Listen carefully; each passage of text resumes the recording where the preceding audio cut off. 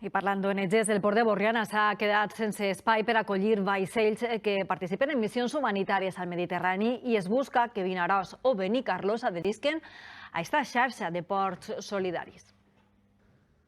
L'embarcació Sea-Watch 4 es troba amarrada al moll del port de Vinaròs. Havia d'estar al port de Borriana, però està al ple amb els vaixells d'altres 5 ONGs. Així és que han hagut de fer parada tècnica a Vinaròs.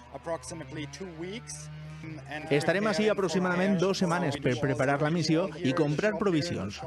Una situació que ha dut els activistes de l'ONG L'Aurora a buscar ampliar les bases d'acollida d'estos vaixells a Vinaròs i Benicarló. Contactes i xarxa en els ports de Vinaròs i Benicarló per poder reubicar alguns dels vaixells. Sense cap problema els acollirem a la nostra ciutat, als vaixells i a la pròpia tripulació que necessiten descansar uns dies.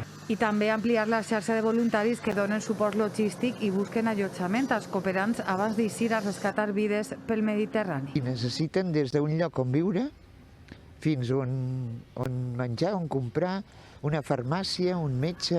Complixen una doble funció, promoure l'economia local i donar suport a la tasca humanitària. Un capítulo local que hiciese un trabajo a largo plazo, con vista a largo plazo. Vale. Ara Vinaròs i Benicarló tenen l'oportunitat de sumar-se a la xarxa de ports solidaris.